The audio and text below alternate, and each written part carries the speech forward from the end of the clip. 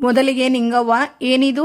ಆಗ ಶ್ರವಣ್, ಅದು ಅತ್ತೆ, ಯಾವುದೇ ಹಬ್ಬ ಬಂದರೂ ನಮ್ಮ ತಾಯಿಗೆ ಹೊಸ ಸೀರೆ ಕೊಟ್ಟು ಅವರ ಆಶೀರ್ವಾದ ಪಡೆಯೋದು ವಾಡಿಕೆ. ಆದರೆ ಈ ಸಲ ನಾವೆಲ್ಲ ನಿಮ್ಮ ಜೊತೆ ಇದ್ದೀವಿ. ನಿಮ್ಮನ್ನ ನಾನು ನನ್ನ ತಾಯಿ ಸ್ಥಾನದಲ್ಲಿ ನೋಡ್ತಾ ಇದ್ದೀನಿ. ದಯವಿಟ್ಟು ಈ ಉಡುಗೊರೆನ ಸ್ವೀಕರಿಸಿ ಮನಸಾರೆ ನನಗೆ ಆಶೀರ್ವಾದ ಮಾಡಿ ಅತ್ತೆ. ತಗೊಳ್ಳಿ. ಆಗ ನಿಂಗವ್ವ, ಅಮ್ಮ ಬೇರೆ, ಅಮ್ಮನ ಸ್ಥಾನ ಬೇರೆ. ಸೊಸೆ ಎಷ್ಟೇ ಒಳ್ಳೆಯವಳು ಆಗಿದ್ರೂ ಅವಳನ್ನ ಮಗಳು ಥರ ಅಂತ ಅನ್ಬೋದೇ ಹೊರತು ಅವಳು ಯಾವತ್ತೂ ಮಗಳು ಆಗಲ್ಲ. ಅದೇ ತರಹ ಅತ್ತೆ ಎಷ್ಟೇ ಒಳ್ಳೆಯವಳು ಆಗಿದ್ರೂ ಅವಳನ್ನ ತಾಯಿ ಅಂತ ಹೇಳ್ಬೋದೇ ಹೊರತು ಅವಳು ತಾಯಿ ಆಗಲ್ಲ. ಈ ಸತ್ಯನ ಅರ್ಥ ಮಾಡ್ಕೊಂಡ್ರೆ ಯಾರಿಗೂ ಮೂಗಿನ ನೇರಕ್ಕೆ ಕೋಪ ಬರಲ್ಲ, ಹುಟ್ಟಿದ ಮನೇನ ಬಿಟ್ಟು ಹೊರಡಲ್ಲ. ನನ್ಗೇನ್ ಸೀರೆ ಬರ ಏನೂ ಇಲ್ಲ, 10 ಊರಿಗೆ ಹಂಚಿದ್ರೂ ಉಳಿಯುವಷ್ಟು ಇದೆ. ಆದರೆ ಇದನ್ನ ನಾನು ತಗೋತೀನಿ. ಈ ಸೀರೆಗೆ ಬೆಲೆ ಕಟ್ಬೋದು, ಆದರೆ ಅದರ ಹಿಂದಿನ ಪ್ರೀತಿಗೆ ಬೆಲೆ ಕಟ್ಟೋಕೆ ಆಗುತ್ತಾ? ಅತ್ತೆ, ನನಗೆ ಆಶೀರ್ವಾದ ಮಾಡಿ. ಒಳ್ಳೆಯದಾಗ್ಲಪ್ಪ. ಈ ಮಚ್ಚೆ ನಾಲಿಗೆ ನಿಂಗವ್ವ ಹೇಳ್ತೀನಿ ನೋಡು. ಇನ್ಮೇಲೆ ನೀನು ಕಳ್ಕೊಂಡಿರೋದೆಲ್ಲ ನಿನಗೆ ವಾಪಸ್ ಸಿಗುತ್ತೆ. ಮತ್ತೆ ನಿನ್ನ ಬದುಕು ಹಸನಾಗುತ್ತೆ. ದೇವರು ಯಾವಾಗಲೂ ನಿನ್ನ ಕಡೆ ಇರ್ತಾನೆ. ಒಳ್ಳೆಯದಾಗ್ಲಪ್ಪ. ರಾಮ್ ದೇವರ ಪೂಜೆಗೆ ಸಿದ್ಧ ಮಾಡಿದೆಯೇನೆ? ಆಗ ಸಂಗೀತ, ಹಾಂ ಅತ್ತೆ, ಎಲ್ಲ ರೆಡಿ ಇದೆ. ನಿಮ್ಮನ್ನ ಕರೆಯೋಣ ಅಂತಾನೆ ಬಂದ್ವಿ. ನಡೀರಿ, ಬನ್ನಿ ಅತ್ತೆ. ಆಗ ದೇವಯಾನಿ, ಅತ್ತೆ, ಎಲ್ಲಿ ಕಳೆದು ಹೋಗಿದ್ರಿ? ಇವತ್ತು ರಾಮನವಮಿ ಅಲ್ವಾ, ದೇವಸ್ಥಾನಕ್ಕೆ ಹೋಗಿ ಪೂಜೆ ಮಾಡಿಸ್ಕೊಂಡು ಬಂದೆ. ಪ್ರಸಾದ ತಗೊಳ್ಳಿ. ಯಾಕೆ ಹೀಗೆ ಪೆಚ್ಚಾಗಿ ಕೂತಿದ್ದೀರಾ? ಆಗ ಅಜ್ಜಿ, ಹಬ್ಬದ ಮನೆ ಇದ್ದಾಗೆ ಇದೆಯಾ ಇದು? ನನ್ನ ಮಗಳ ನಗು ಕೇಳ್ತಿಲ್ಲ, ಅಳಿಯಂದರ ಧ್ವನಿ ಇಲ್ಲ, ಭೂಮಿ ಹೆಜ್ಜೆ ಸಪ್ಪಳ ಇಲ್ಲ, ಮೊಮ್ಮಕ್ಕಳ ಒಡನಾಟ ಇಲ್ಲ. ಮನೇನೇ ಒಂಥರ ಬಿಕೋ ಅಂತಿದೆ. ಈ ಭಾಗ್ಯದಲ್ಲಿ ನನ್ನ ಮುಖದಲ್ಲಿ ಕಳೆ ಎಲ್ಲಿರುತ್ತೆ? ಅವರೇನು ನಮ್ಮ ಮೇಲೆ ಮುನಿಸ್ಕೊಂಡು ಹೋಗಿದಾರಾ? ನಿಂಗವ್ವಜ್ಜಿಗೆ ಹುಷಾರಿಲ್ಲ, ಎಮರ್ಜೆನ್ಸಿ ಅಂತ ತಾನೇ ಹೋಗಿದ್ದಾರೆ. ಏನೋ ಕಾರಣ ಗೊತ್ತಿದ್ರೂ ಮನಸ್ಸಿಗೆ ಸಮಾಧಾನ ಇಲ್ಲ. ಎಲ್ಲರನ್ನೂ ಮಿಸ್ ಮಾಡ್ಕೋತಾ ಇದ್ದೀನಿ ನಾನು. ಅದರಲ್ಲೂ ನನ್ನ ಮಗ ಶ್ರವಣು ಪ್ರತಿ ಹಬ್ಬಕ್ಕೂ ಹೊಸ ಸೀರೆ ತಂದ್ಕೊಡೋನು. ಈ ವರ್ಷ ಅವನು ಹತ್ತಿರದಲ್ಲಿ ಇಲ್ಲ, ಅವನ ಉಡುಗೊರೆನೂ ಇಲ್ಲ. ನಾನು ನೋಡ್ತೀನಿ. ಪಾರ್ಸಲ್ ಬಂದಿದೆ. ಯಾರಿರಬಹುದು? ನಿಮ್ಮ ಮಗನೇ. ನೆನೆಸ್ಕೊಂತಿದ್ದೀರಲ್ಲ, ಅವರಿಂದಾನೇ ಕೊರಿಯರ್ ಬಂದಿದೆ. ಹೌದು, 100 ವರ್ಷ ಆಯಸ್ ಅವನಿಗೆ. ಖಂಡಿತ ಸೀರೆ ಕಳಿಸಿರ್ತಾನೆ. ಬಿಚ್ಚಿ ನೋಡು. ಅರಿವಾ, ಸೀರೆನೇ. ಹೇಗೆ ಕರೆಕ್ಟಾಗಿ ಗೆಸ್ ಮಾಡಿದ್ರಿ? 3 ಇದೆ. ಅವನು ಯಾರ ಮಗ ಹೇಳು? ನನ್ನ ಮಗ. ಅವನು ಏನು ಅಂತ ನನಗೆ ಗೊತ್ತಿಲ್ವಾ? ಅರೆ ಅತ್ತೆ, ಏನೋ ಚೀಟಿ ಇದೆ. ಪ್ರೀತಿಯ ಅಮ್ಮನಿಗೆ. ನಿಮಗೆ ತಗೊಳ್ಳಿ, ಓದು. It's okay. ಪ್ರೀತಿಯ ಅಮ್ಮನಿಗೆ ಶ್ರವಣ್ ಮಾಡುವ ನಮಸ್ಕಾರಗಳು. ತಪ್ಪಾದ ಪರಿಸ್ಥಿತಿಯಲ್ಲಿ ನಾವು ಹಳ್ಳಿಗೆ ಬಂದಿದ್ದೀವಿ, ಅದು ನನಗೆ ಗೊತ್ತು. ಆದರೂ ತುಂಬ ಮಿಸ್ ಮಾಡ್ಕೋತಾ ಇದ್ದೀನಿ ಅಮ್ಮ. ನಾನು ದೂರ ಇದ್ದರೂ ನೀನು ಸದಾ ನನ್ನ ಹತ್ತಿರದಲ್ಲಿ ಇರ್ತೀಯ ಅಮ್ಮ. ಅದಕ್ಕೆ ಹಬ್ಬದ ಉಡುಗೊರೆ ಎಲ್ಲ ಕೊರಿಯರಲ್ಲಿ ಕಳಿಸ್ತಾ ಇದ್ದೀನಿ. ನಿನಗೆ, ದೇವಯಾನಿಗೆ, ಪಲ್ಲವಿಗೆ ಸೇರಿಸಿ 3 ಸೀರೆ ಕಳಿಸ್ತಾ ಇದ್ದೀನಿ. ಹೊಸ ಬಟ್ಟೆ ಉಟ್ಟು ನಾವೆಲ್ಲರೂ ನಿಮ್ಮ ಜೊತೆ ಇದ್ದೀವಿ ಅಂತ ಅಂದುಕೊಂಡು ಸಂಭ್ರಮದಿಂದ ಹಬ್ಬನ ಆಚರಣೆ ಮಾಡು. ನಮ್ಮ ಬಗ್ಗೆ ಯಾವ ಚಿಂತೆನೂ ಬೇಡ. ಇಷ್ಟರಲ್ಲೇ ನಾವು ವಾಪಸ್ ಬರ್ತೇವೆ. ರಾಮನವಮಿಯ ಶುಭಾಶಯಗಳು. ಇಂತಿ ನಿನ್ನ ಪ್ರೀತಿಯ ಮಗ ಶ್ರವಣ್. ಆಗ ಭೂಮಿ, ಅಲ್ಲೇ ಲಾಸ್ಟ್ ಟೇಬಲಲ್ಲಿ ಇಟ್ಟಿದ್ದೀನಿ. ಅಂಜು, ಹಾ ಅಕ್ಕ. ಆಗ ಕೇಶವ, ಅಣ್ಣ ದೇವಸ್ಥಾನಕ್ಕೆ ರೆಡಿನಾ? ಅಣ್ಣ, ಯಾಕಣ್ಣ ಬೇಜಾರಲ್ಲಿ ಇದೆಯಾ? ಆಗ ಶ್ರವಣ್, ಬೇಜಾರ? ಯಾಕೆ ಬಾವ, ಏನಾಯ್ತು? ಆಗ ರಾಮ್, ಏನಿಲ್ಲ ಕಣ್ರೋ, ಸಾಮಾನ್ಯವಾಗಿ ಎಲ್ಲರೂ ಮನೆಯಲ್ಲಿ ಹಬ್ಬಕ್ಕೆ ಬನ್ನಿ ಅಂತ ಕರೀತಾರೆ. ಆದರೆ ನನ್ನ ದುರಾದೃಷ್ಟ ನೋಡು, ನಮ್ಮನೆ ಹಬ್ಬಕ್ಕೆ ನಾನು ಒಳ್ಳೆ ಅತಿಥಿ ತರ ಬರೋ ಅಂತ ಪ್ರಸಂಗ ಬಂದು ಒದಗಿದೆ. ಎಲ್ಲಾನು ಸರಿ ಇದ್ದಿದ್ರೆ ಸಂಗೀತ ಜೊತೆ ಮಕ್ಕಳನ್ನ ಕರ್ಕೊಂಡು ಅಮ್ಮನ ಜೊತೆ ತಮ್ಮನ ಜೊತೆ ಕೂಡು ಕುಟುಂಬದಲ್ಲಿ ಇಲ್ಲೇ ಇರ್ತಿದ್ದೆ. ಹಬ್ಬನ ಜೋರಾಗಿ ಆಚರಣೆ ಮಾಡ್ತಿದ್ವಿ. ಎಲ್ಲ ನಮ್ಮ ಟೈಮ್ ಅಣ್ಣ. ಹಣೆ ಬರಹ ಇದ್ದಂಗೆ ಆಗುತ್ತೆ ಅಷ್ಟೇ. ಆಗ ಶ್ರವಣ್, ಹೌದು ಬಾವ, ಆ ರಾಮನ ದಯದಿಂದ ಎಲ್ಲ ಚೆನ್ನಾಗಾಗುತ್ತೆ, ಚಿಂತೆ ಮಾಡಬೇಡಿ. ಆಗ ಸಂಗೀತ, ಅತ್ತೆ, ಪ್ರತಿ ವರ್ಷ ರಾಮನಿಗೆ 108 ತುಳಸಿ ದಳದ ಹಾರ ಹಾಕ್ತಿರಲ್ವಾ? ರೆಡಿ ಮಾಡಿದ್ದೀನಿ, ನೀವೇ ದೇವರಿಗೆ ಹಾಕ್ಬಿಡಿ. ಆಗ ನಿಂಗವ್ವ, ಏಯ್, ಇನ್ನೂ ಎಷ್ಟು ವರ್ಷ ಇದನ್ನೆಲ್ಲ ನಾನೇ ಮಾಡಲಿ? ಸೊಸೆ ಅಂತ ನೀವೇನು ದಂಡಕ್ಕಿದ್ದೀರಾ? ಹೋಗಿ ಹಾಕಿ. ಆಗ ನಚಿಕೇತ್, ಅಜ್ಜಿ, ಎಲ್ಲ ಮನೆ ಸೊಸೆಯವರೇ ಹಾಕ್ಬೇಕಾ? ನಾವು ಮೊಮ್ಮಕ್ಕಳು ಹಾಕ್ಬಾರ್ದಾ? ಹಾಕಬಹುದು ಮೊಮ್ಮಗನೇ. ಹಾಗಾದ್ರೆ ಕೊಡಿ, ನಾವು ಹಾಕ್ತೀವಿ. ಕೊಡಿ ಅಮ್ಮ. ಆಗ ಚಂದ್ರಿಕಾ ಮನಸ್ಸಲ್ಲಿ ನಿಧಾನವಾಗಿ, ಅಮ್ಮ ಇವರ ವಿಷಯದಲ್ಲಿ ಕರಗ್ತಿರೋ ಹಾಗೆ ಇದೆ, ಬಿಡಬಾರ್ದು. ಅಮ್ಮ ಮಕ್ಕಳು ಏನಾದರೂ ಒಂದಾದ್ರೆ ನಮ್ಮ ಪಾಲಿಗೆ ಮಣ್ಣೇ ಗತಿ. ಆಗ ರಾಮ್, ಚಂದ್ರಿಕಾ, ಎಲ್ಲಿ ನಮ್ಮ ಭಾವ ರಾಜೇಂದ್ರ? ಹಬ್ಬಕ್ಕೆ ಬರ್ತೀನಿ ಅಂತ ಹೇಳಿದ್ರು, ಕಾಣಿಸ್ತಾನೇ ಇಲ್ಲ. ಆಗ ಚಂದ್ರಿಕಾ, ಫೋನ್ ಮಾಡಿದ್ದೆ, ಏನೋ ವ್ಯಾಪಾರದ ಮೇಲೆ ಶಿವಮೊಗ್ಗಕ್ಕೆ ಹೋಗಿದ್ರು, ಎಮರ್ಜೆನ್ಸಿ ಅಲ್ಲೇ ಉಳ್ಕೋಬೇಕಾಗಿ ಬಂತು ಅಂತ ಹೇಳಿದ್ರು. ಆಗ ಕೇಶವ, ಎಲ್ಲಿ ಹೋಗ್ತಾನೆ, ಬಿಡನ್ನ, ಬರ್ತಾನೆ. ಆಗ ರಾಮ್, ಕೇಶವ, ಭಾವ ವಯಸ್ಸಲ್ಲಿ ಹಿರಿಯರು, ನಿನಗೆ ಅಕ್ಕನ ಗಂಡ, ನೋಡು ಮಾತಲ್ಲಿ ಮರ್ಯಾದೆ ಇರ್ಲಿ ಕಣೋ. ಆಗ ನಚಿಕೇತ್, ಹಾ ಸರಿ, ಎಲ್ಲಾನು ತಯಾರಿ ಆಗಿದೆ, ಮನೆಯವರೆಲ್ಲ ಬಂದ್ರೆ ಪೂಜೆನ ಸ್ಟಾರ್ಟ್ ಮಾಡಬಹುದು. ಆಗ ಅಜ್ಜಿ, ಯಾಕಪ್ಪ ಮುಖ ಸಪ್ಪ ಮಾಡ್ಕೊಂಡು ನಿಂತಿದೀಯಾ? ಆಗ ಸತ್ಯಣ್ಣ, ಯಾರಿಗೆ ಹೇಳಿ ನನ್ನ ಕಷ್ಟನ? ಆಗ ದೇವಯಾನಿ, ಯಾಕಪ್ಪ ನಾವ್ಯಾರು ಮನುಷ್ಯರ ಥರ ಕಾಣಿಸ್ತಿಲ್ವಾ ನಿನಗೆ, ನಮ್ಮ ಹತ್ರ ಹೇಳ್ಕೊಪ. ಆಗ ಪಲ್ಲವಿ, ಹ್ಞೂ ಸತ್ಯಣ್ಣ, ನಿಮಗೆ ಏನು ಚಿಂತೆ ಅಂತ ಹೇಳಿ, ಇಷ್ಟು ವಯಸ್ಸಾದರೂ ಮದುವೆ ಆಗಿಲ್ಲ ಅಂತನಾ, ಒಂದೇ ಒಂದು ಮಾತು ಹ್ಞೂ ಅಂತ ಹೇಳಿ, ಹುಡುಗಿರ್ಗೇನು ಬರಾನೇ.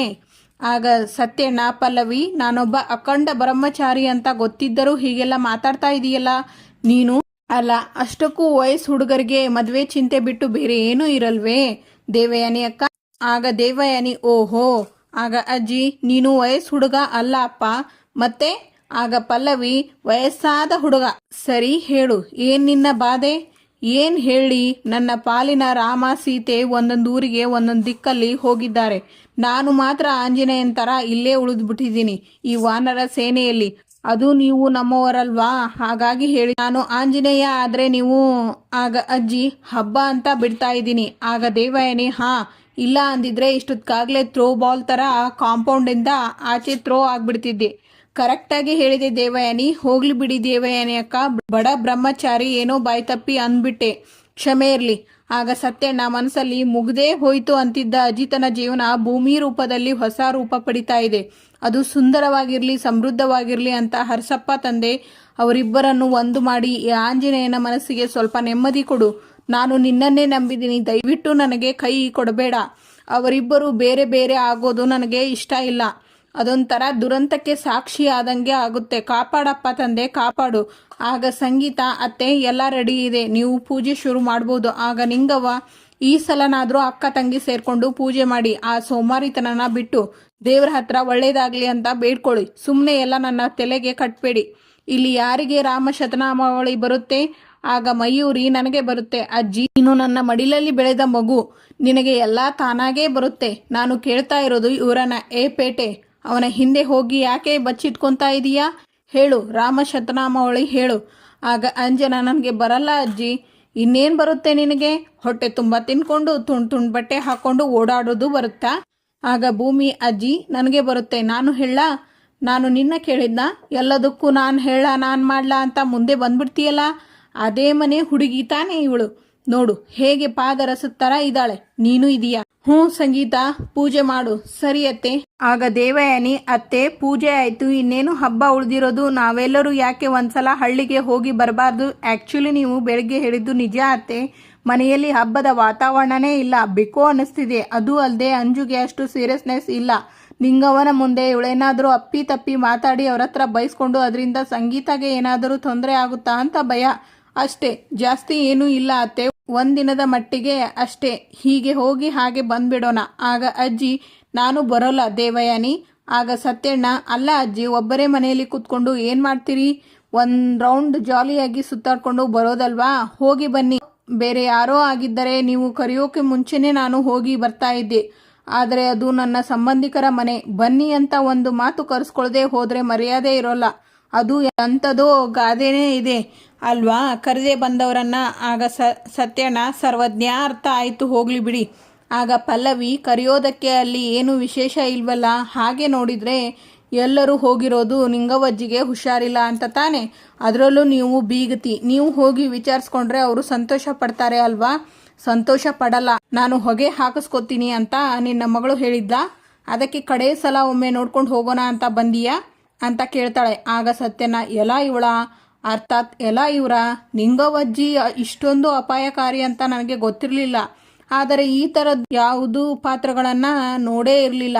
ಆಗ ಅಜ್ಜಿ, ಕಾಡಲ್ಲಿ ಎಲ್ಲ ಥರದ ಪ್ರಾಣಿಗಳು ಇರೋ ಹಾಗೆ ನಾಡು ಅಂದಮೇಲೆ ಎಲ್ಲ ಥರದ ಮನುಷ್ಯರು ಇರ್ತಾರೆ. ದೇವಯಾನಿ, ನೀನು ಬೇಕಾದರೆ ಹೋಗಿ ನೋಡಿಕೊಂಡು ಬಾ. ಅದು ಹೇಗತ್ತೆ, ನಿಮ್ಮನ್ನು ಬಿಟ್ಬಿಟ್ಟು ನಾನು ಹೇಗೆ ಹೋಗೋಕೆ ಆಗುತ್ತೆ? ಆಗ ಪಲ್ಲವಿ, ನಾನಿದ್ದೀನಿ ಅಲ್ವಾ ಅಮ್ಮ, ನೀವು ಹೋಗಿ ಬನ್ನಿ, ನಾನು ನೋಡ್ಕೋತೀನಿ. ಆಗ ನಿಂಗವ್ವನ ಮಗ ಸೊಸೆ 100 ವರ್ಷ ಚೆನ್ನಾಗಿರಲಿ. ಸಂಗೀತ ಹಾಗೂ ರಾಮನಿಗೆ ಆಶೀರ್ವಾದ ಮಾಡುತ್ತಾರೆ. ವ್ಯಾಪಾರ ಅಂದ್ಕೊಂಡು ಇದುವರೆಗೂ ಕೈ ಸುಟ್ಕೊಂಡಿದ್ದು ಸಾಕು, ಇನ್ಮೇಲಾದರೂ ನಮ್ಮ ತೋಟ ಜಮೀನು ಎಲ್ಲ ನೋಡಿಕೊಂಡು ಹಾಯಾಗಿ ಇರಿ ಅಂತ ಕೇಶವ ಹಾಗೂ ರಾಧಾಗೆ ಆಶೀರ್ವಾದ ಮಾಡುತ್ತಾರೆ. ನನ್ನ ಮೊಮ್ಮಕ್ಕಳು 100 ಕಾಲ ಸುಖವಾಗಿರಲಿ ಅಂತ ನಚಿಕೇತ್ ಮತ್ತು ಅಂಜುಗೆ ಆಶೀರ್ವಾದ ಮಾಡ್ತಾರೆ. ಆಗ ಭೂಮಿ, ಅಜ್ಜಿ ನನಗೆ ಆಶೀರ್ವಾದ ಮಾಡಿ ಒಳ್ಳೆಯದಾಗಲಿ. ಆಗ ಮಯೂರಿಗೆ, ಹೀಗೆ ನಗ್ನಗ್ತಾ 100 ಕಾಲ ಬಾಳಮ್ಮ. ಇಲ್ಲಿ ಈ ರಾಮಪ್ಪನ ಪೂಜೆ ಮುಗೀತು, ಇನ್ನು ದೇವಸ್ಥಾನಕ್ಕೆ ಹೋಗಿ ಅಲ್ಲಿರೋ ರಾಮಪ್ಪನ ಪೂಜೆ ಮಾಡಿಬಿಟ್ರೆ ಹಬ್ಬ ಸಾಂಗವಾಗಿ ಮುಗಿದ ಹಾಗೆ. ಹೊರಡಿ. ಆಗ ಎಲ್ಲರೂ ದೇವಸ್ಥಾನಕ್ಕೆ ಹೋಗಿರುತ್ತಾರೆ. ಆಗ ಭೂಮಿ ತಾಳಿಗೆ ಕುಂಕುಮವಿಟ್ಟು ಹಣೆಗೆ ಸಿಂಧೂರ ಹಚ್ಚಿಕೊಳ್ಳುತ್ತಾಳೆ. ಅದನ್ನು ಚಂದ್ರಿಕಾ ಗಮನಿಸ್ತಾಳೆ. ಆಗ ಮಯೂರಿ ಭೂಮಿ ಮುಂದೆ ಬಂದು ನಿಲ್ಲುತ್ತಾಳೆ. ಇವತ್ತಿಗೆ ಇಲ್ಲಿನ ಸಂಚಿಕೆ ಮುಕ್ತಾಯವಾಗುತ್ತದೆ. ಮುಂದಿನ ಸಂಚಿಕೆಯಲ್ಲಿ ಮಯೂರಿ ಭೂಮಿ ಇದೇ ನಮ್ಮೂರಿನ ನಾಗದೇವರು. ಆಗ ಭೂಮಿಯ ತಾಳಿ ಅಲ್ಲಿ ಕಳಚಿ ಬೀಳುತ್ತೆ. ಆಗ ಒಬ್ಬ ಬಂದು ಶಕುನ ಸರಿಯಿಲ್ಲ, ಇಷ್ಟೆಲ್ಲ ಗೊಂದಲಗಳ ನಡುವೆ ಕೈ ಹಿಡಿದವನ ಪ್ರಾಣನೂ ಗೊಂದಲದಲ್ಲಿ ಇದೆ. ಆಗ ಭೂಮಿ ಫೋನ್ ಮಾಡಿ, ಸತ್ಯ, ನನಗೆ ಸಾಹೇಬ್ರು ಹೇಗಿದ್ದಾರೆ? ಭಯಾನಕ ಸ್ಮಗ್ಲರ್ ಪೊಲೀಸರನ್ನೇ ಕೊಚ್ಚಿ ಹಾಕ್ಬಿಟ್ರಂತೆ. ಅಜಿತನ್ನ ಏನ್ ಮಾಡ್ತಾರೋ ಅಂತ ಆತಂಕ ಶುರುವಾಗಿದೆ ಅಂತಾರೆ Satyanna. Thank you for watching.